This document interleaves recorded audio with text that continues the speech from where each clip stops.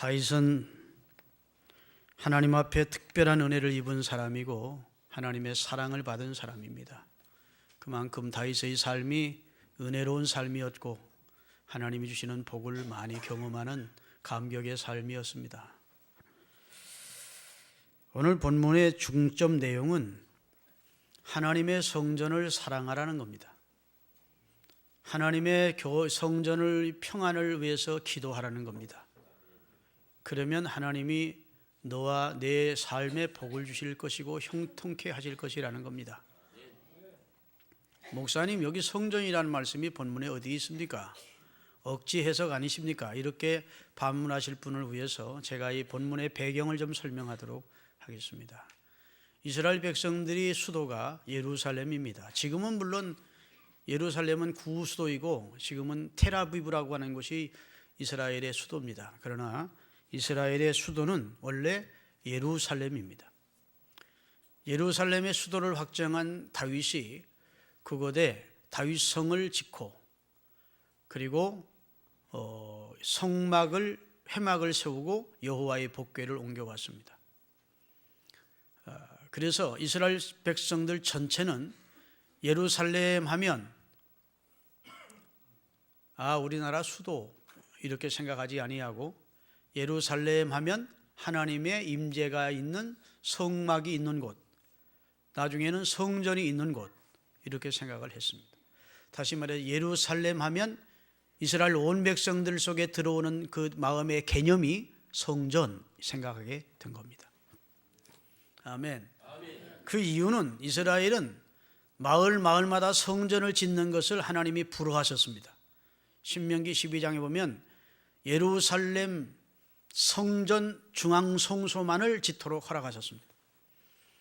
성막 시대에는 성막 한 곳만 하나님이 지정하게 하시고 성막을 중심으로 생활하게 하셨습니다. 그래서 성막이 여기도 있고 저기도 있고 곳곳마다 동네에 세워지게 하지 않으셨어요. 여호와의 성막을 하나님이 명하신 대로 한 곳에 지어놓고 이스라엘 온 백성이 남자가 12살 이상만 되면 의무적으로 절기에 참석해서 하나님을 예배하도록 했습니다. 그래서 이스라엘 온 백성에게는 여호와의 성전, 여호와의 성막하면 하나님의 임재해 계신 거룩한 곳 그렇게 생각을 했습니다. 할렐루야. 지금은 물론 이스라엘도 마을마다 회당이라는 게 있습니다. 바벨론 포로 이후에 이스라엘 백성들이 고국으로 돌아와서 예루살렘의 중앙성소를 지어놓고 마을마다 하나님의 백성들의 교육을 위하여 성경교육과 일반 하나님의 백성으로서의 교육을 위하여 회당을 지었습니다. 지금은 동네마다 회당 제도가 있습니다만 다윗이 살던 시대에는 예루살렘 하면 예루살렘의 중앙성소 하나밖에 없는 것이에요. 그래서 이스라엘 사람들이 시온이라고 하면 그 예루살렘 성을 시온성이라고 그러는데 시온 하면 시온은 하나님의 임재가 있는 성소를 말하는 겁니다. 예루살렘 하면 우리나라 수도를 얘기하는구나라는 생각보다 먼저 드는 생각이 하나님의 성전이 있는 곳이라고 생각하게 된 것입니다. 그래서 오늘 본문에 보면 예루살렘을 위하여 평안을 구하라, 예루살렘을 사랑하는 자는 형통하리라. 그 말은 이걸 다시 해석하면 교회를 위하여 평안을 구하라, 교회를 사랑하는 자는 형통하리라 그런 뜻입니다.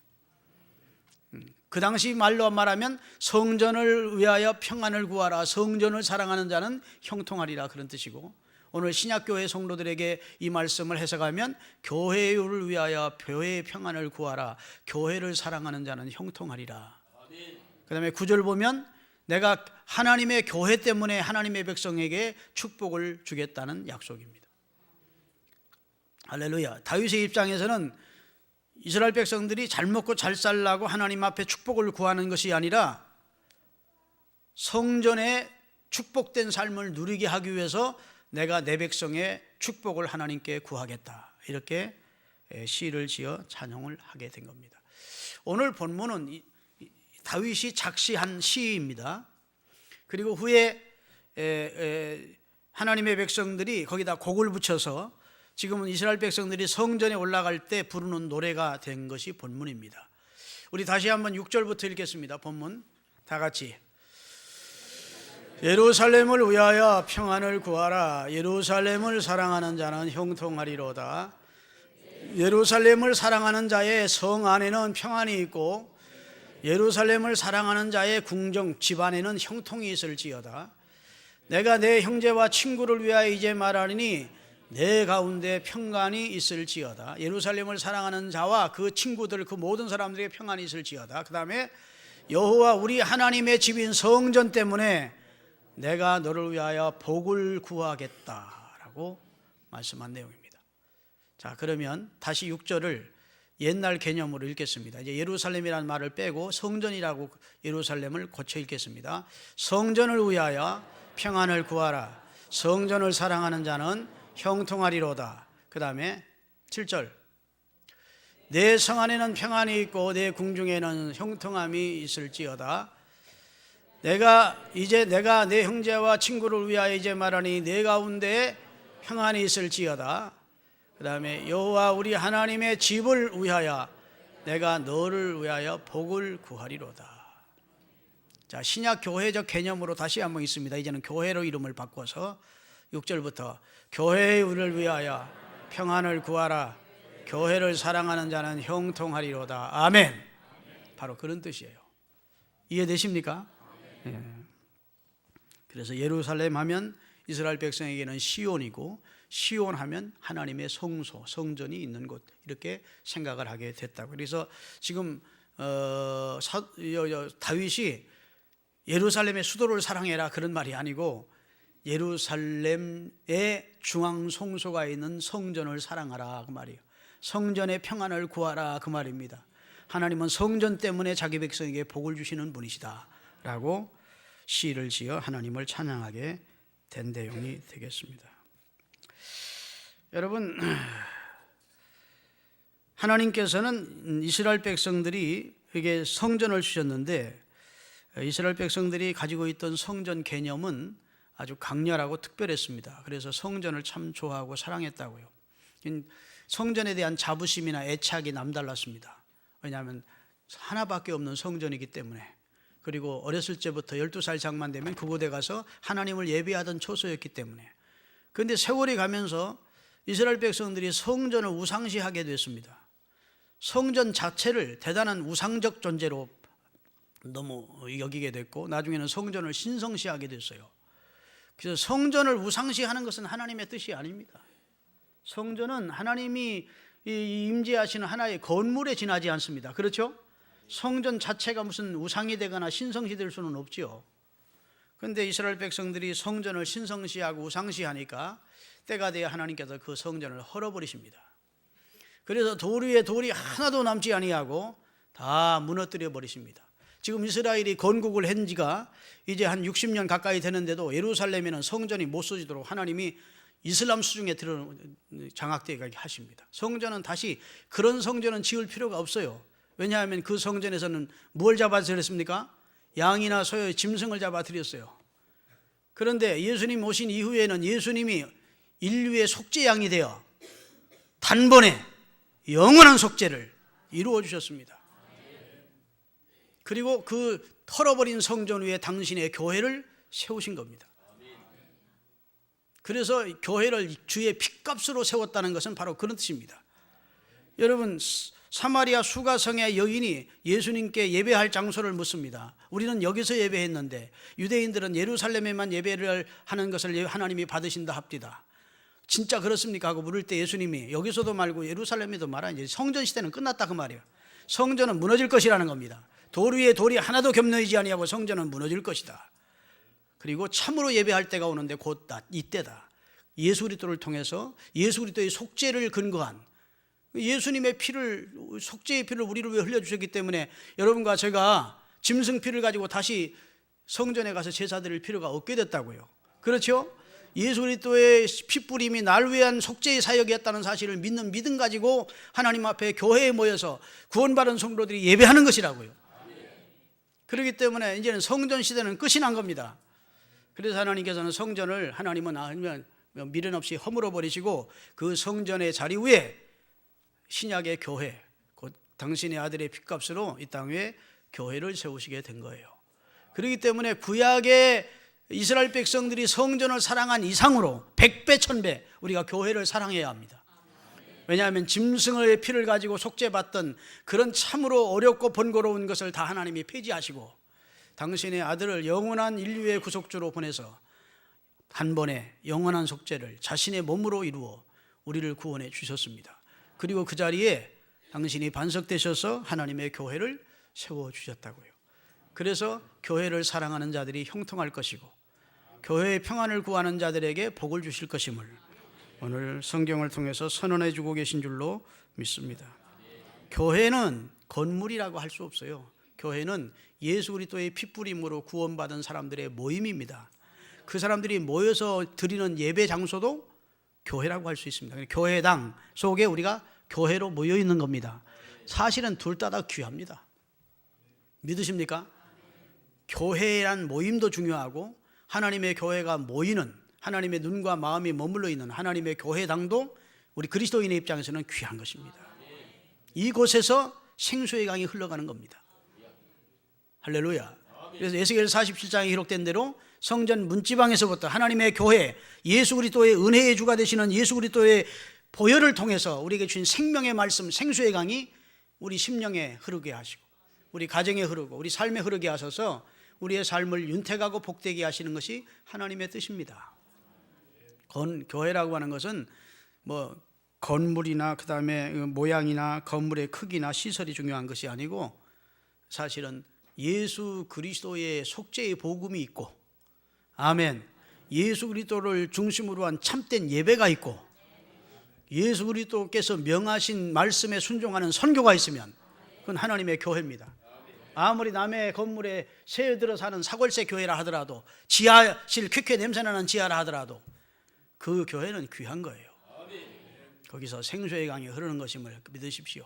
그곳에 속한 성도들이 신앙생활 바로하고 거기서 말씀을 통해서 은혜를 받으면 그 삶이 윤택해지고 하나님의 축복과 번영을 누리게 되는 겁니다. 믿습니까? 그래서 여러분 이스라엘 백성들이 성전을 소중하게 여긴 것 이상으로 오늘 신약교회 성도들은 교회를 소중히 여겨야 됩니다. 교회가 축복의 전당입니다. 은혜의 처소입니다. 내 삶을 바르게 이끌어가는 내 마음의 진정한 고향과 같은 곳이 하나님의 교회가 될 수 있게 되기를 주의 이름으로 축원합니다. 다윗은 이스라엘의 왕이 됐습니다. 왕은 부러울 것이 없는 사람입니다. 그러나 왕에게도 소원은 있을 수 있습니다. 왕의 소원은 대부분 내가 나라를 크게 더 확장시켜가지고 대제국을 만들겠다, 그런 소원일 수가 있습니다. 아니면 명예와 권력을 더 크게 해서 누구든지 내 앞에 떨게 만들겠다, 그런 소원이 있을 수도 있습니다. 그러니까 왕이 됐으니까 수많은 처첩들을 거느리고 먹고 마시고 즐기겠다, 이런 소원이 있는 왕들도 있을 것입니다. 그러나 다윗에게 소원을 한 가지 물으라면 그의 소원은 오직 성전이었습니다. 아멘. 그래서 하나님이 기뻐하는 것이 그의 소원이었습니다. 하나님의 사자의 말에 귀를 기울이고, 할렐루야, 하나님의 복궤에 관심을 가지고, 그 다음에 하나님의 성전을 지어 바치기를 원하고, 여기 하나님이 기뻐하시는 일을 찾아서 하기를 힘썼습니다. 왕의 소원이 겨우 성전이란 말입니까? 아니요.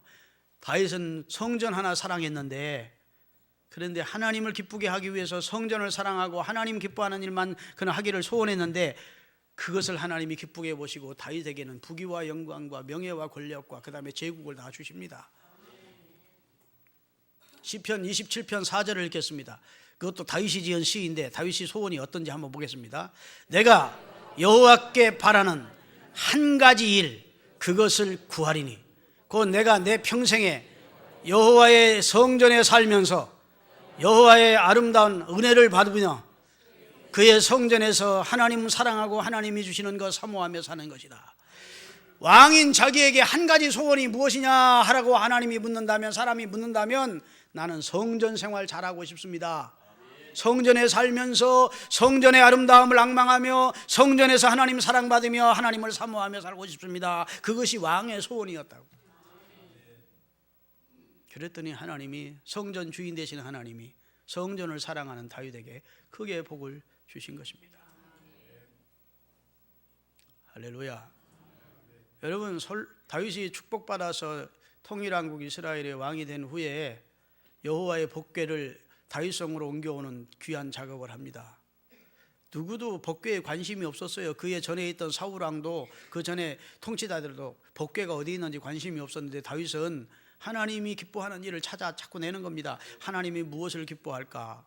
여호와의 임재의 상징인 법궤가 일개 촌부인 아미나답의 집에 머물고 있다는 것을 알았습니다. 안 된다. 이건 하나님의 축복의 임재의 상징인데 예루살렘 수도로 모셔오자.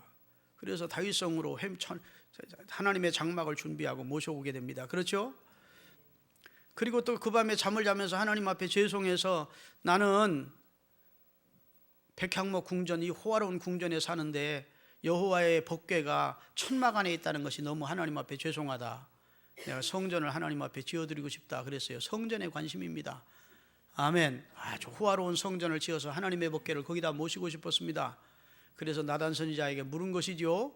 나단 선지자가 왕이 하는 일은 모든 일을 하나님이 기뻐하지 않습니까? 왕의 뜻대로 하십시오. 그리고 돌아갔는데 그 밤에 하나님이 나단 선지자에게 나타나서 혼을 내는 겁니다. 네가 내 뜻도 모르고 함부로 성전 지으라고 했느냐? 다윗은 성전을 지을 수 없다. 그 이유는 나중에 일러주십니다.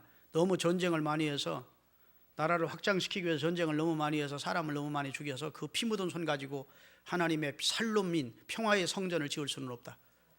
아멘.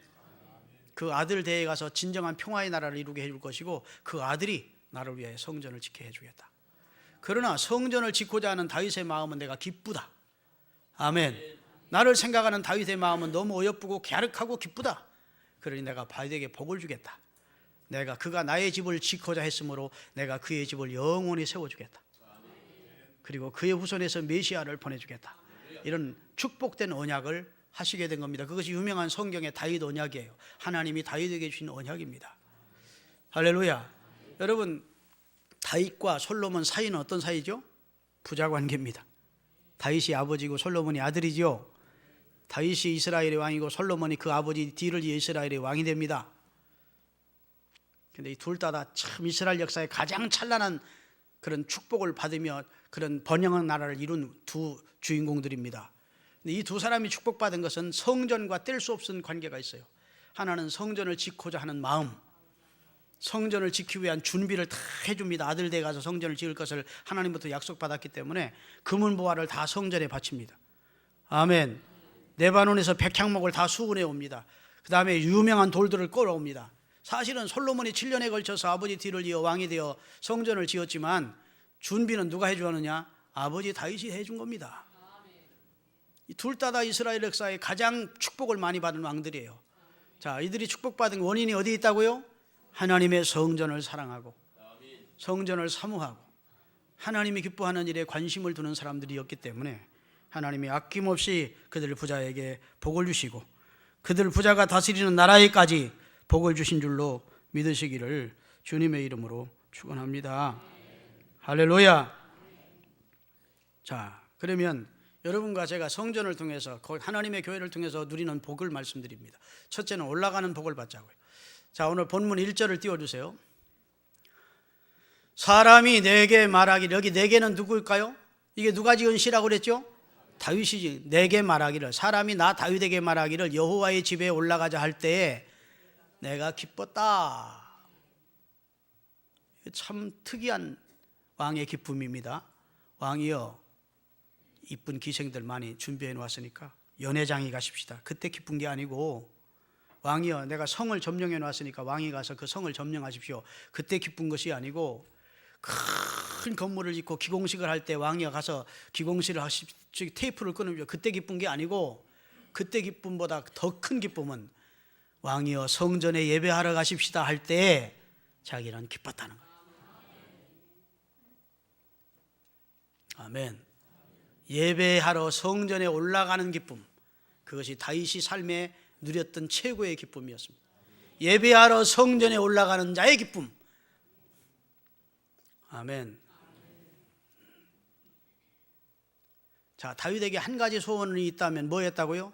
성전에 살면서 성전의 아름다움을 앙망하고 그 전에서 하나님의 사랑을 사모하며 사는 것이다. 그의 소원을 한 가지 물으라면 성전이었어요. 그러니까 당연히 오늘 본문도 왕이 가장 기쁠 때가 언제라고요? 성전에 예배하러 갑시다 할 때가 제일 기뻤다는 거예요. 그러니 하나님이 다윗을 좋아하지 않을 리가 있느냐고요. 하나님과 관계된 것에 관심이 있고, 법궤에 관심이 있고, 하나님의 종에게 관심이 있고, 하나님의 성전에 관심이 있고, 예배에 관심이 있고, 그러는 다윗을 하나님이 얼마나 기뻐하셨겠느냐고요. 다윗은 왕의 자리보다 성전 문지기가 더 부럽다 했고, 세상에서 첫날보다 성전에서 하루가 더 기쁘다 했고, 할렐루야. 그가 왕이 되기 전에 사울왕의 칼을 피하여 망명객으로 피신을 다닐 때가 있었습니다. 그때 지은 시가 참새도 성전에서 제집을 얻고 제비도 성전 처막 끝에 자기 보금자리를 트는데 나는 언제 성전에 가서 하나님께 예배할 수 있습니까? 그렇게 안타까워합니다. 왜? 성전 예배하러 성전에 갔다가는 누구한테 잡혀요? 사울의 부하들한테 잡히니까 마음은 간절하지만 성전에 갈 수가 없었어요. 그래서 제비도 부럽고 참새도 부럽다는 겁니다. 그들은 마음껏 성전에 들어가서 성전에서 집도 짓고 보금자리도 틀고 사는데 나는 옛날 하나님의 전에서 예배할 때를 추억해 보니까 너무 성전에 가서 하나님께 예배드리고 싶은데 예배드릴 수 없는 입장을 생각하면서 안타까워하는 시가 시편에 기록이 돼 있어요. 시편 84편에. 믿어지십니까? 네. 그렇게 기록되어 있다. 그러니 그렇게 가고 싶던 성전을 이제는 왕이 됐으니까 얼마나 가면서 즐거워하고 내려오면서 즐거워하고 그러겠습니까? 아멘. 사랑하는 여러분, 예배당에 오시는 것 자체만으로 여러분에게 설렘과 기쁨이 있기를 바라고 감격이 있기를 주의 이름으로 축원합니다. 우리가 가난했던 시절에 우리 부모님 대에서는 주일이 돌아오면 교회 나가는 것을 큰 행사로 여기면서 준비를 했습니다. 저희 아버님도 86세로 장로님으로 섬기시다가 소천을 하셔서 저희 아버님이 1914년생이니까 올해 살아계시면 101세가 되십니다. 내일 기일인데 우리 아버님이나 우리 어머님도 주일을 기다리시고 주일이면 성전 나가는 것을 기쁘게 여기고 우리한테 옷도 좋은 옷을 입을 것을 헌금도 미리 준비할 것을 다 준비하셨어요. 우리 어렸을 때 저는 다행히도 예배당이 가까웠습니다만 예배당 먼 사람들은 10리 20리 와가지고 걸어서 지금처럼 차 있던 시대도 아니고 와서는 저녁 예배까지 저녁도 지금처럼 3시에 드리고 2시에 드리시지 않았어요. 깜깜해지면 그랬는데 그때까지 성전에 머물면서 행복해하며 오후 예배까지 저녁 예배까지 드리고 갔음을 보게 됩니다. 할렐루야. 예배에 늦지 않기 위해서 아침 일찍부터 서둘러서 30분 전 혹은 1시간 전에 와서 기도를 했습니다.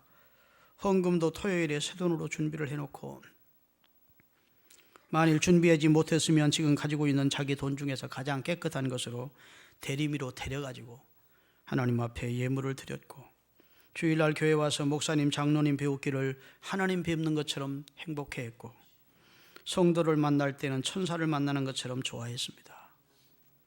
아멘. 주일날은 가장 좋은 날이기에 아이들에게도 새 옷을 입혀서 새 옷이 없으면 깨끗한 옷을 입혀서 교회를 보냈고 서로 아이들에게 야단칠 일이 있어도 주일날은 너그럽게 야단치지 않고 넘어가 주었었습니다.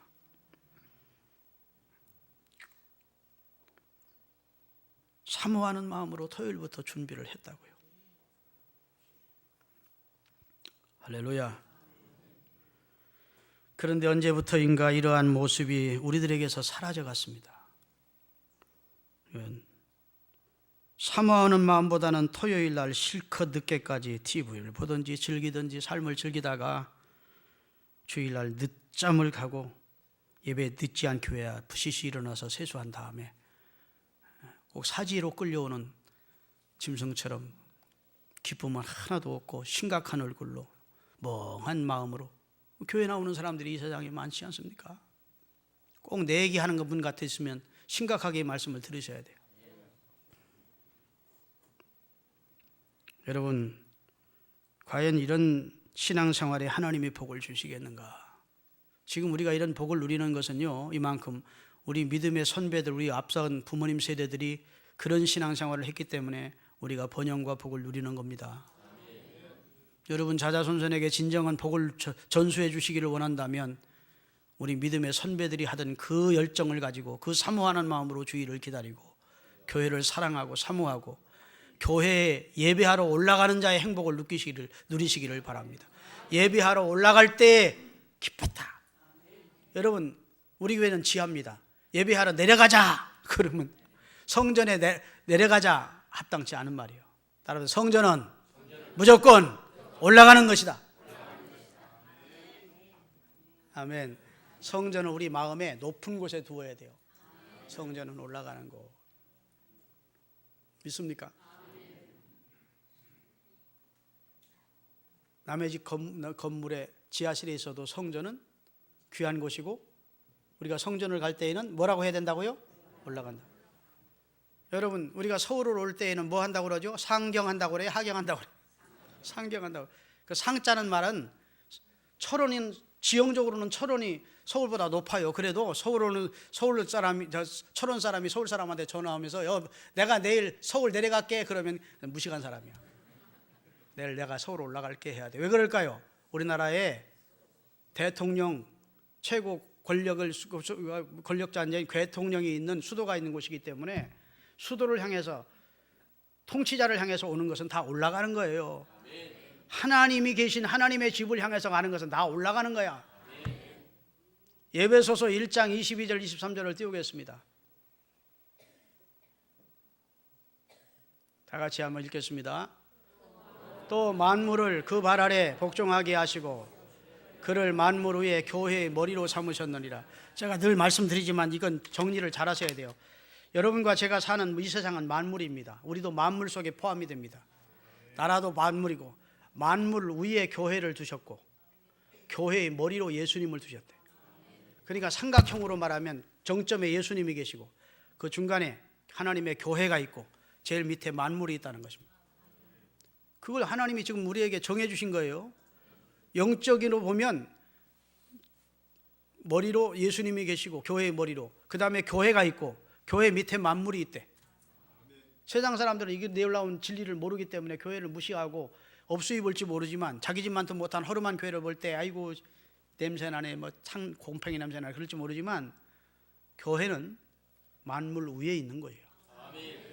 그 만물 위에 교회의 머리로 예수님을 두셨어요. 믿으십니까? 그렇기 때문에 교회를 마음에 높이 두어야 돼요. 교회를 여러분 마음에 높은 곳에 두시기를 주의 이름으로 축원하고, 마음으로 하나님 제일주의, 하나님 중심으로 할 때 교회는 여러분의 마음의 이상에 높은 곳에 둬야 돼요. 예수님의 이름으로 축원합니다. 그렇게 사시기를. 그래서 교회에 올라가는 축복을 누리시기를 주님의 이름으로 축원합니다. 그래서 우리의 이런 모습을 참 교회를 사모하고 사랑하고 교회 나가면서 행복해하고 교회에서 봉사하면서 기뻐하는 우리 모습을 보면서 하나님이 우리와 우리 후손들에게 복을 주시도록 살아야 돼요. 시편 65편 4절입니다. 누가 복 있는 사람이냐 성경은 정의해 주고 있어요. 다 같이 주께서 택하시고, 첫째는 택하신 사람이 복이 있어. 주님이 택한 사람. 두 번째, 가까이 오게 한 사람이 복이 있어. 그 다음에 주의 뜰에, 그 성전에 살게 하신 사람이 복이 있어. 아멘. 우리가 주의 집, 곧 주의 성전의 아름다움으로 성전 생활 바로 하면 만족한 삶을 누린대. 영육이 하나님이 만족한 생수의 강이 흘러 우리 삶이 풍요로워지도록 은혜를 주시는 거예요. 그래서 세계를 보면 하나님의 교회가 세워진 그리고 풍성한 나라들이 다 번영을 누린 겁니다. 주께서 택하시고 여러분과 저를 택해서 가까이 오게 해서 그리스도의 보혈로 하나님과 가까워지게 해서, 그리고 주의 뜰인 하나님의 교회에서 섬기게 해서 우리가 복 있는 자라. 옆에 분들하고 얘기 인사를 하십니다. 우리가 참 복 받았네요.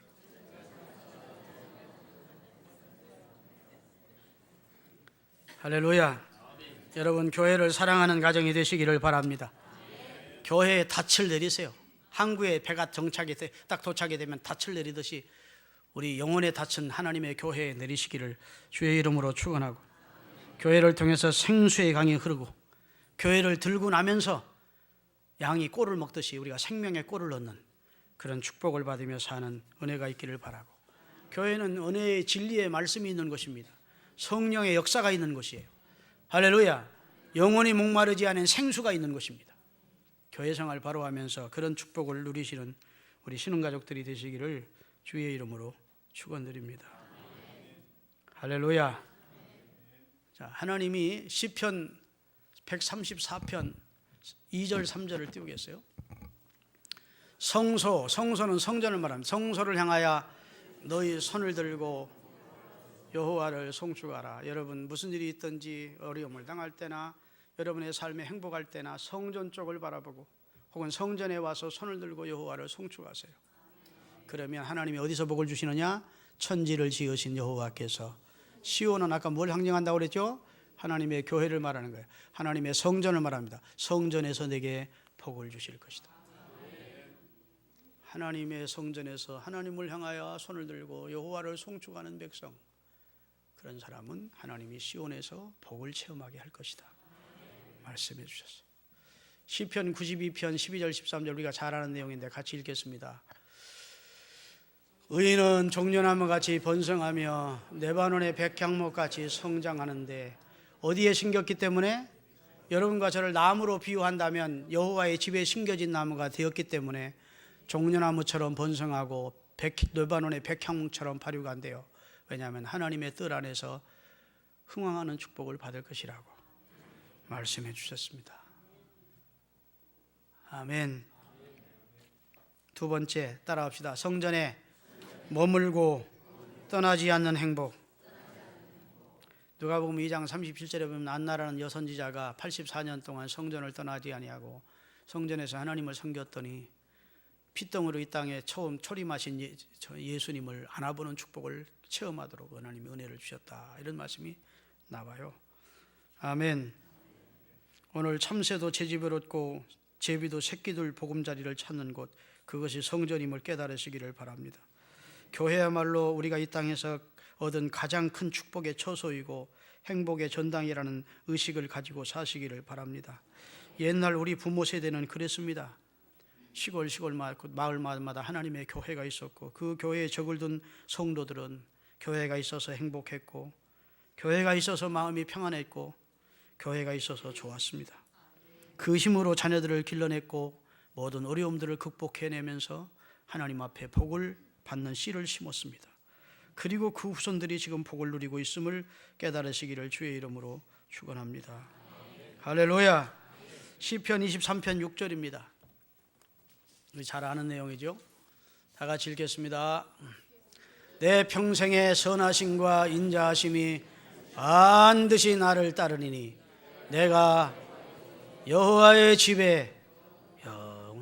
집에다가 잠자리 마련해 놓고 여호와의 집에다가 가스레인지 갖다 놓고 여기서 밥해 먹고 여기서 산다는 그런 뜻이 아니고, 늘 여호와의 집을 내 마음의 집으로 생각하고 성전 사랑하고 성전을 드나들면서 성전에서 머무는 행복을 체험하며 사는 성도로 살아가자, 그 말이에요.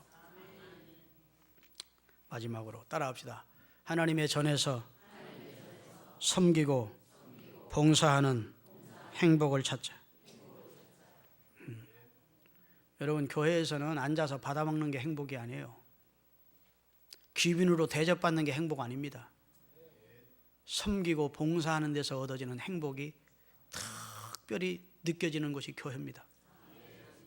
우리 교회 남전도 회원들, 집사님들, 안수 집사님들, 장로님들이 앞에 치마 두르고 뭐라고 그러나 그거 보고 하여튼 그거 두르고 설거지하고 음식 날라주고 청소하고 하는 모습 보니까 여러분 쪼다갔습니까? 좋게 보입니까? 좋게 보이지. 그 사람들이 다 부하 직원들도 있는 나름대로 혁혁한 사회적인 활동을 하는 분들이고 가정에는 가장이고, 그럼에도 불구하고 나를 위하여 십자가에서 대속의 피를 흘려 나를 구원해 주시고 생명을 버려 나를 섬겨주신 예수님 생각하면서 성도를 기쁘게 섬기면서 봉사하면서 행복해 한다고요. 그거 섬기면서 여러분 설거지하면서 막 짜증하면서 하는 사람 있습니까? 없습니까? 오늘부터 잘 좀 보세요. 그러면 그 사람 문제가 있는 사람이야. 그냥 걸레 들고 청소하면서 비 들고 청소하면서, 그게 성도로서의 행복이라고, 직분자로서의 행복이라고요. 할렐루야. 십자가에서 생명을 버려 나를 구원해 주시고 생명을 버려 나를 위해서 헌신과 봉사를 해 주신 예수님 생각하면서 성전에서 주의 백성은 섬기며 봉사하며 행복해 하는 겁니다. 이 행복을 왜 우리의 성도가 왜 행복하지 않느냐? 바로 이 행복을 잃어버렸기 때문이에요. 봉사를 안 하니까 행복이 없어. 섬기지 않으니까 행복이 없는 겁니다. 사도행전 20장 35절 다 같이 읽겠습니다. 범사에 여러분에게 모범을 보여준 바와 같이 수고하여 약한 사람들을 돕고, 그 말은 섬김과 봉사는 말합니다. 수고하여 약한 사람들을 돕고, 또 주 예수께서 친히 말씀하신 바 주는 것이 앉아서 받아먹는 것보다 복이 있다 하심을 기억하라. 주는 것이 받는 것보다 복이 있다. 여러분, 주는 삶을 사십시다. 섬기는 삶을. 결론적으로 에베소 4장 12절을 읽습니다. 하나님이 저와 여러분에게 어떤 사람은 목사로, 어떤 사람은 선지자로, 어떤 사람은 교사로, 어떤 사람은 장로로, 어떤 사람은 집사로 이렇게 우리를 세우신 목적을 말하는 거예요. 이는 성도를 온전하게 하며 섬김의 일을 하게 하며 그를 통해서 그리스도의 몸인 교회를 세워가게 하기 위해서 우리에게 직분을 주셨대. 교회 직분 맡은 분 다 손 들어보세요. 자, 교회 직분을 안 만났어? 직분 맡은 분들이 왜 손을 안 들어요? 집사, 교사, 구역장, 응? 또 있잖아. 장로, 안수, 교육자 다 들어요. 다 들으시라니까. 우리 목사님 너무 오늘 강하게 나가서 기분 나쁜데 이렇게 손을 들어요. 직분자들은. 나를 세우신 것은 성도를 온전케 하고 봉사와 섬김의 삶을 살게 하고 그를 통해 주님의 교회를 세워가기 위함이다. 여러분에게 직분을 맡긴 것은 그냥 교회 오래 나왔다고 그냥 직분 준 게 아니고, 하나님이 여러분과 저에게 직분을 준 성도를 온전케 하고 봉사 일을 하게 하고 그리스도의 몸을 세워가기 위해서 우리에게 직분을 주셨음을 꼭 기억하십시오. 그래서 성전에 올라오는 행복, 그리고 머무는 행복, 그리고 섬기고 봉사하는 행복을 누리시면서 오늘 본문 말씀처럼 교회를 위하여 평안을 구하고 교회를 사랑함으로 형통의 복을 누리시기를 바랍니다. 기도하시겠습니다. 하나님 아버지,